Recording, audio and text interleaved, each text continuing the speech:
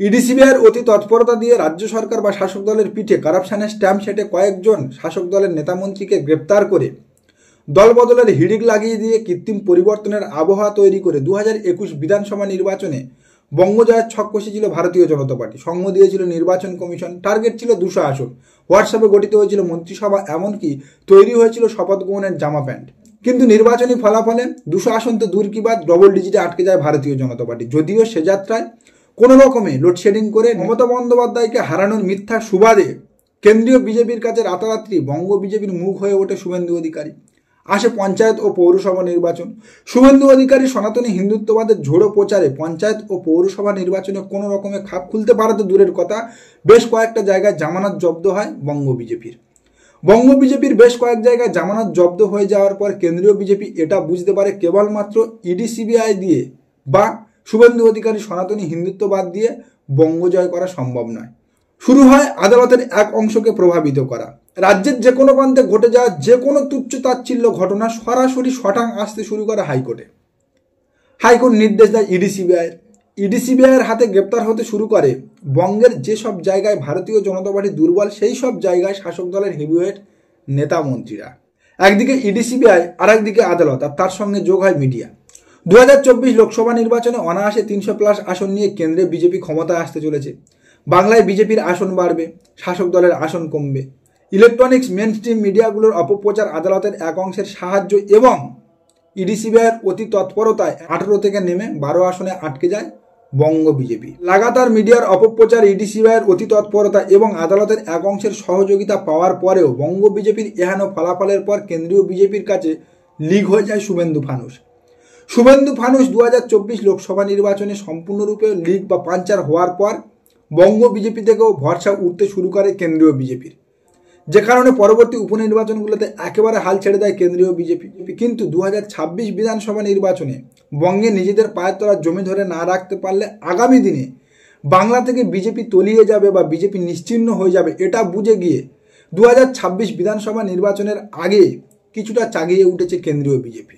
কিন্তু কোন আসতে হবে বঙ্গ যায় সেটাই বুঝে উঠতে পারছে না কেন্দ্রীয় বিজেপি, কারণ একের পর এক মামলায় দিনের পর দিন নিম্ন আদালত থেকে শীর্ষ আদালতে ভৎসনা শুনতে শুনতে ক্লান্ত হয়েছে ইডিসিবিআই।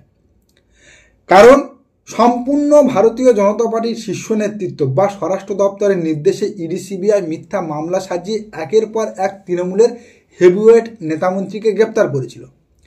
আমরা দেখেছি একের পর এক তৃণমূলের সেই সমস্ত হেভিওয়েট নেতামন্ত্রীরা শীর্ষ আদালত থেকে জামিন পেয়েছে এবং শীর্ষ আদালত ডিসক্লেমার দিয়ে দিয়েছে ইডিসিবিআইকে আগামী দিনে যেন এমন ভুলের পুনরাবৃত্তি তারা দ্বিতীয়বার না করে, আগামী দিনে তারা যেন তাদের কাজের প্রতি যত্নবান হয়। অর্থাৎ নিজেদের জায়গা বর্তমান রাখতে, নিজেদের মান ও মুখ রক্ষা করতে ইডিসিবিআই ধীরে ধীরে নিজেদের ট্র্যাক বা লাইনে ফিরতে শুরু করেছে।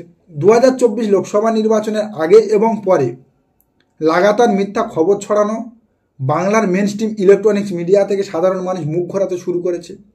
অভিজিৎ গাঙ্গুলির মতো মুখোশধারী ভারতীয় জনতা পার্টির এজেন্ট আদালতের শীর্ষ আসনে বসে আদালতকে কলঙ্কিত করেছে, এটা বুঝে গিয়ে আদালতও কিন্তু অনেক সতর্ক হয়ে গিয়েছে। আর যার ফলস্বরূপ যে সমস্ত মামলায় দিনের পর দিন রাজ্য সরকার ও শাসক দল ভর্ৎসিত হয়েছে, এখন বা বর্তমানে সেই সমস্ত মামলায় দিনের পর দিন রাজ্য সরকারের পক্ষে রায় যাচ্ছে। যে সমস্ত মামলায় হাইকোর্টে রাজ্য সরকার ভর্ৎসিত হয়েছে, রাজ্য সরকারকে ধিক্কার জানিয়েছে, সেই সমস্ত মামলা সুপ্রিম কোর্টে গিয়ে রাজ্য সরকার জিতে গেছে বা রাজ্য সরকারের পক্ষে এসেছে। অর্থাৎ বাংলার সাধারণ মানুষ বুঝে গিয়েছে ভারতীয় জনতা পার্টি সম্পূর্ণ নিজেদের স্বার্থ চরিতার্থ করতে আদালতের এক অংশকে প্রভাবিত করে নিজেদের রাজনৈতিক ফায়দা তুলতে চেয়েছিল। তার মানে যেটা দাঁড়াচ্ছে, বর্তমানে বঙ্গ বিজেপির পেছন থেকে মিডিয়া সরে গিয়েছে, আদালত সরে গিয়েছে এবং ইডিসিবিআই তার ট্র্যাকে ফিরে গিয়েছে। যখন বঙ্গ বিজেপির পিছন থেকে ইডিসিবিআই, আদালত এবং মিডিয়া সরে গিয়েছে, তখন বঙ্গ বিজেপির পড়ে থাকে মাত্র শুভেন্দু অধিকারীর সনাতনী হিন্দুত্ববাদ, অর্থাৎ হিন্দুত্বের জিগির। সম্প্রতিকালে বাংলাদেশের সংখ্যালঘু নিপীড়ন ইস্যুতে শুভেন্দু অধিকারী যে মরাকান্না শুরু করেছিল ভারতীয় জনতা পার্টি, তাতে ধুনো ছিটিয়ে ভেবেছিল আগামী 2026 বিধানসভা নির্বাচনে বাংলার সম্পূর্ণ হিন্দু ভোট নিজেদের দিকে এনে বঙ্গ জয় করবে। কিন্তু পশ্চিমবাংলায় কেবলমাত্র হিন্দু ভোট দিয়ে যে গদি দখল করা যাবে না, তা বাংলার পুরনো রাজনৈতিক ইতিহাস বলছে। কংগ্রেস থেকে শুরু করে বাম, বর্তমানে তৃণমূল কংগ্রেস, যে শাসক দল রাজ্যে ক্ষমতা দখল করেছে প্রত্যেকে সমস্ত ধর্ম, বর্ণ, জাতির ভোট নিয়ে ক্ষমতায় এসেছে।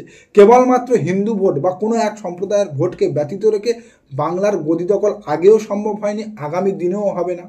আর যদিও কোনোভাবে ভারতীয় জনতা পার্টি হিন্দুদেরকে কনভিন্স করে হিন্দু ভোট নিজেদের দিকে আনার চেষ্টা করে, বর্তমানে ভারতীয় জনতা পার্টির যে 38% ভোট আছে তার সঙ্গে যদি আরও কিছু ভোট আনার চেষ্টা করে, সেখানেও কিন্তু ভারতীয় জনতা পার্টির হোঁচট খেতে হবে। কারণ বর্তমানে সরকার পক্ষে জনকল্যাণমুখী প্রকল্পগুলো, বিশেষ করে মহিলা কেন্দ্রিক যে সমস্ত প্রকল্পগুলো রয়েছে, লক্ষ্মীর ভাণ্ডার, কন্যাশ্রী, রূপশ্রী থেকে শুরু করে স্বাস্থ্যসাথী, এই সমস্ত যে প্রকল্পগুলো রয়েছে সেগুলো যেভাবে সমস্ত সম্প্রদায়ের মহিলা ভোটারদেরকে প্রভাবিত করেছে, সেই জায়গা থেকে হিন্দু ভোটকে নিজেদের দিকে টানতে গেলেও হিন্দু মহিলা ভোট নিজেদের দিকে টানতে কোনোভাবে সক্ষম হবে না ভারতীয় জনতা পার্টি।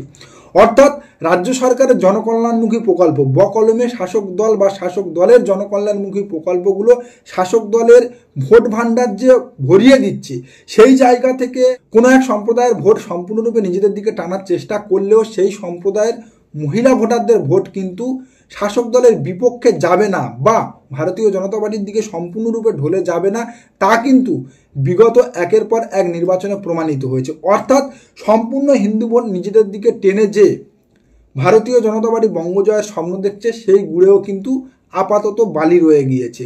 তাহলে ইডি, সিবিআই নেই, আদালত নেই, সংবাদ মাধ্যম নেই, সম্পূর্ণ হিন্দু ভোট নিজেদের দিকে নেই, কি দিয়ে আগামী দিনে ভারতীয় জনতা পার্টি বঙ্গজয় করবে? কোন ইস্যুতে আগামী দিনে মাঠে নেবে শাসক দল তৃণমূল কংগ্রেসকে নাস্তানাবুদ করবে ভারতীয় জনতা পার্টি? এটাই বুঝে উঠতে পারছে না কেন্দ্রীয় বিজেপি, যে কারণে কেন্দ্রীয় বিজেপি বর্তমানে আরএসএস এর শরণাপন্ন হয়েছে। যে আরএসএস মধ্যপ্রদেশ, উত্তরপ্রদেশ বা হরিয়ানার মতো গো বলয়গুলোতে হিন্দুত্বের জিগির তুলে দিয়ে হিন্দু মুসলমান সম্প্রদায়ের মধ্যে দাঙ্গা লাগিয়ে হিন্দু ভোটকে ডিভাইডেড করে পোলারাইজেশন পলিটিক্সে ভারতীয় জনতা পার্টিকে ক্ষমতায় এনেছে, সেই আরএসএসকে 2026 বিধানসভা নির্বাচনে মাঠে নামিয়ে নিজেদের পায়ের তলার জমি ধরে রাখতে চাইছে কেন্দ্রীয় বিজেপি। কারণ শুভেন্দু বাতলাতে আর কোনো রকম বিশ্বাস রাখতে পারছে না ভারতীয় জনতা পার্টি। আদালত নেই, ইডি, সিবিআই নেই, সংবাদ মাধ্যম নেই, সম্পূর্ণ হিন্দু ভোট নেই। একমাত্র রাস্তা হচ্ছে যেন তেনভাবে ধর্মীয় উস্কানি দিয়ে একটা দাঙ্গার পরিবেশ তৈরি করে সংখ্যালঘু সম্প্রদায় বা মুসলিম সম্প্রদায়ের হাতে হিন্দুরা আক্রান্ত, নিপীড়িত। আগামী দিনে পশ্চিমবাংলার রাজনৈতিক ভাগ্য নির্ধারক হয়ে দাঁড়াবে সংখ্যালঘু মুসলিম সম্প্রদায়। এই বিষ বাষ্পটা সাধারণ হিন্দু সম্প্রদায়ের কানে ঢুকিয়ে দিয়ে যেন তেনভাবে একটা রাইট তৈরি করে বা দাঙ্গা লাগিয়ে 2026 বিধানসভা নির্বাচনে বঙ্গে নিজেদের পায়ে জমিটুকু অন্তত ধরে রাখার চেষ্টা করছে ভারতীয় জনতা পার্টি। কিন্তু বর্তমানে বঙ্গ বিজেপির যে অবস্থা, বঙ্গ বিজেপির যে বেহাল দশায় দাঁড়িয়ে আছে, অর্থাৎ 2021 বিধানসভা নির্বাচনে ইডি, সিবিআই, আদালত, সংবাদ মাধ্যম সব কিছু থাকার পরেও বঙ্গ বিজেপি কিন্তু 200 আসনের ডাক দিয়ে 77-এ আটকে গিয়েছিল। আর বর্তমানে যখন ইডি নেই, সিবিআই নেই, আদালত নেই, সম্পূর্ণ হিন্দু ভোট ব্যাংক নেই, শুভেন্দু ফানুস লীগ, তার উপরে একের পর এক নির্বাচনে ভরাডুবি ও 1 কোটি সদস্য সংগ্রহ অভিযানের ব্যর্থতা, সব কিছু মিলিয়ে বঙ্গ বিজেপি বর্তমানে 2026 বিধানসভা নির্বাচনের আগে যে বেহাল দশায় দাঁড়িয়ে আছে, সেই বেহাল দশায় যদি আগাতে থাকে তাহলে আগামী 2026 বিধানসভা নির্বাচনের ফলাফল বেরালে দেখা যাবে বঙ্গ বিধানসভায় না আছে বাঁশ, না আছে বাঁশুরি, অর্থাৎ না থাকবে বিরোধী দল, না থাকবে বিরোধী দলনেতা। নমস্কার, আজকের প্রতিবেদন এখানেই শেষ করছি। দেখা হচ্ছে আগামী কোনো প্রতিবেদনে। আমাদের প্রতিবেদন সম্পর্কে আপনাদের মূল্যবান মতামত অবশ্যই জানাতে পারেন আমাদের কমেন্ট সেকশানে।